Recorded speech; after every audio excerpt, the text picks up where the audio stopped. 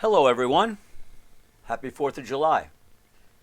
I'm looking out the window. I see a full moon, unbelievable, and I'm hearing fireworks. So if you hear pop, bang, it's because it's July 4th and the neighborhood kids are not going to stop for a while.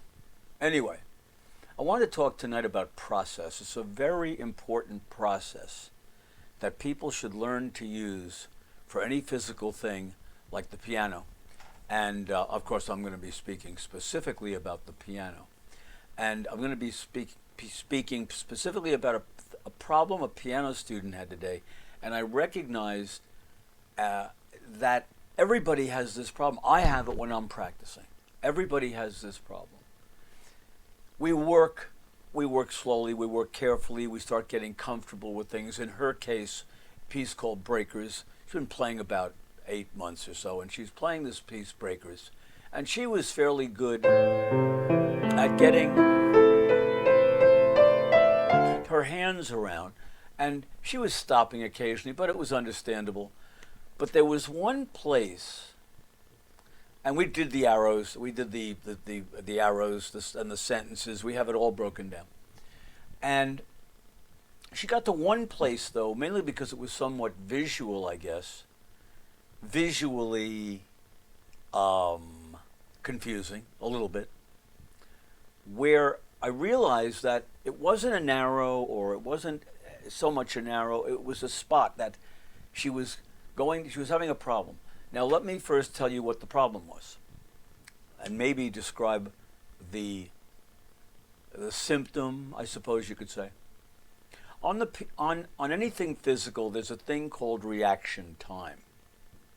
That is your time to react to something. We have natural reflexes. If somebody goes boo to you, boo, you blink. Okay, we blink. That's a involuntary reflex. It's there. We don't really control that. But everything we do, there's a reaction time to it. When you're learning something, you have a very slow reaction to that thing.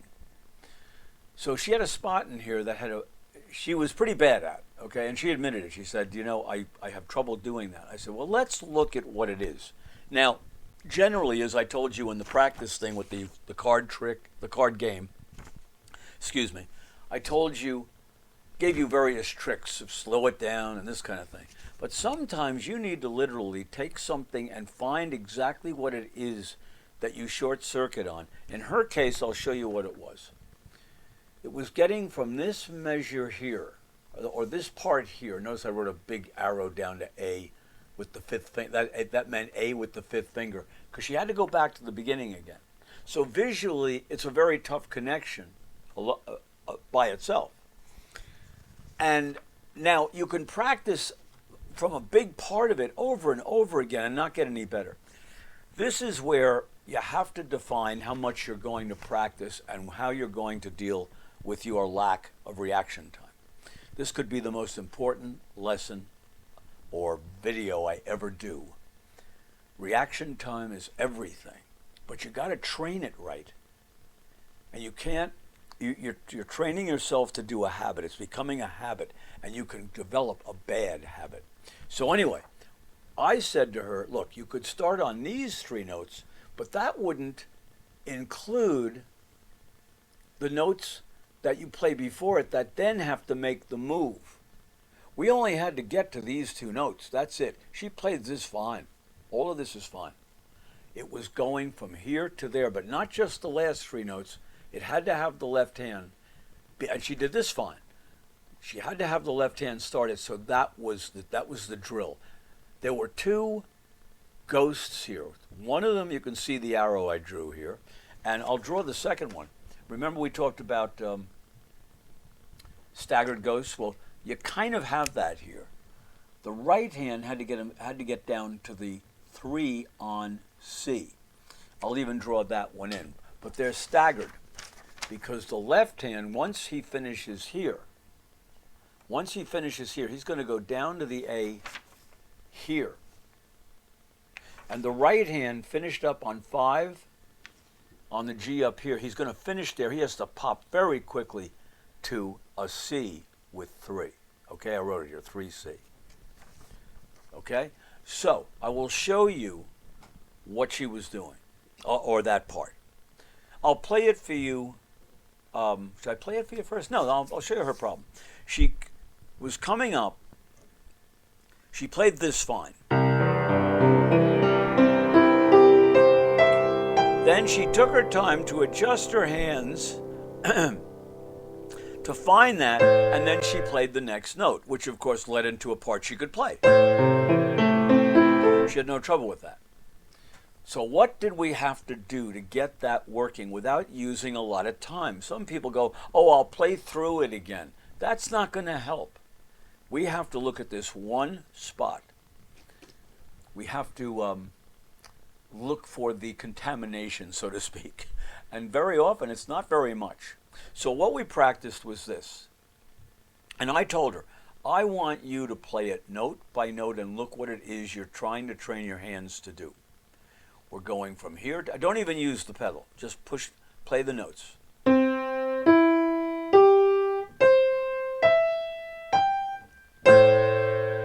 That slowly. You got to see this hand go down ahead of time. And then when you do this one, you have enough time to do that slowly to make sure you get there. So that was what we practiced for a while. We just, without pedal, I think I added it pretty soon. But I didn't want the pedal to make it sound. I wanted her to know without pedal that she's not holding on to anything. We're doing two major moves. One is in the left hand. It was funny, she started playing the right hand and she let this hand sit here. I said, no, here's the deal. You gotta get that hand. During those three notes, you gotta get down here. And we took a little time to talk about that. So, then she started getting pretty good at that. Slowly, it was well within her reaction time to get down there. Then we had a little bit of a situation getting this third finger back to the C up top. So we were just looking to do this.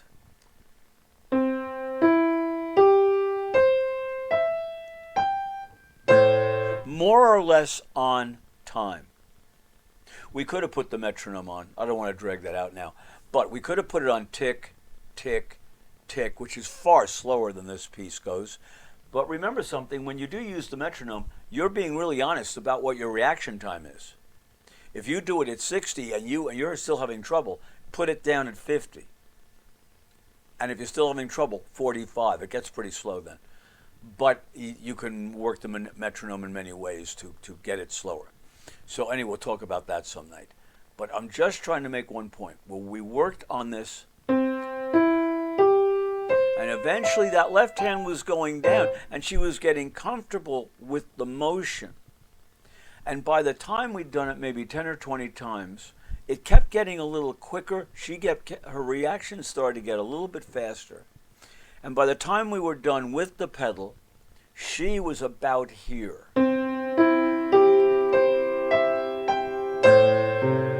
Which was really good. That was really good in the little time we had at the lesson to do that. But she had tremendous trouble with that. And I think, it dawned on me, I really want to talk about this tonight. See, this takes patience. This is when you need perception and patience.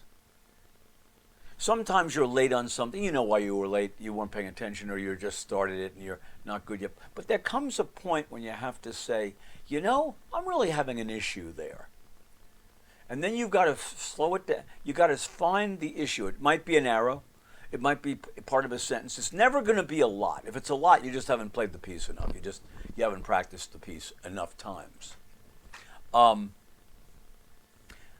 Small amount, but including the challenge. You can't leave out the challenge. When I first do this piece with kids, we talk about all of the ghosts.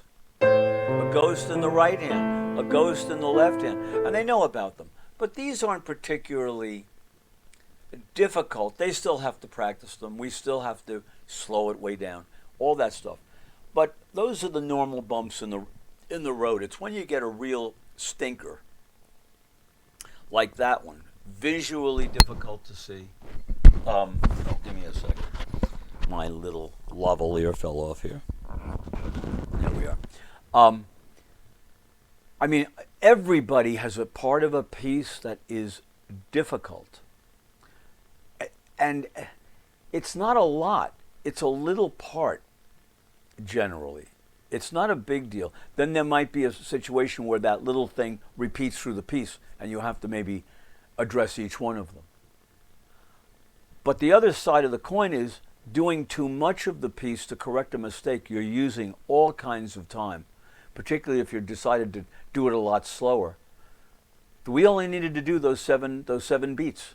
That was all we needed to do. 1, 2, 3, 4, 5, 6, 7. Those were the ones. We saw what needed to be done. We did it slowly. We let it happen a lot of times to get the hands to start understanding what the habit is. So I called this reaction time. What is your reaction time? You can work on it while you're learning a piece. Of course you can. That's why I use the metronome. The metronome is the greatest device for finding out what your reaction time is. I was just using it in a piece, a grade 4 piece, and I was learning it because I want to record. I want to put it on YouTube. But I've taught it to students, but I never actively actually sat and worked on it and learned it to rid myself of the book. And I had little issues with a couple of little parts, but being a seasoned practicer, the minute I see those spots, I pick the little area, I put the metronome slow, I do it 10, 20 times. It doesn't take any time. If it takes 10 seconds to play it, 20 times is 200 seconds. That's 3 minutes. And in 3 minutes, you can learn it. Or at least get darn good, get those hands where they feel that happening. Certain things you can't race. Certain things you have to wait till the next day. And all of a sudden you're sitting, if you practiced it really well, the next day all of a sudden your hands go, oh yeah, I remember that move. I remember the way that felt. It may not happen the first day. It's like a slow cooker, okay? You put the chicken in the morning and it tastes great at 5 o'clock, all right? And that's what this is. I can't stress that type of practicing enough. Basically, it's based on, tricky spot. Bad spot. Here's the worst. I keep making that mistake over and over. See, that's the one that's going to get you because you're learning that habit. It's like picking up that first cigarette. Don't let that happen, okay? So hopefully this helped. Hopefully this helps you look for it. Start playing a piece you're working on and play it slowly, but see when you get to a spot that's like, oh my God, there it comes. I never get this spot, or I always stop here. That's another biggie, the old stopping. I mean, I've shown you the resultant second creative problem. One thing we also have to talk about, maybe we'll do that night after next. I wanted to show you resultants in some advanced material, but maybe I can do that. And what I want to talk about is, why is this piece hard, or why is that part hard? We always use the word hard. I don't like the word. I'd rather use the word challenge, because you can meet a challenge. How do we meet the challenge when we think something is just unplayable for us? And it might be way out of our grasp if we haven't been playing very long and we have to just play longer and see more things. But we can, in determining what makes something hard, that's a whole topic. That could take me 3 or 4 nights actually. But maybe we'll talk about that tomorrow. But anyway, try this. Try this. Isolate. Go really slowly. Find out what the drill is and do it right. And don't make it just long enough to include the one challenge that you got to work on. In her case, it was the challenge of 2 ghosts, one after the other. So we defined it, and she was able to play after we were done. Small little part, but A tough nut. All right, so enjoy the rest of your 4th of July. I will see you tomorrow. And remember, when words fail, music speaks.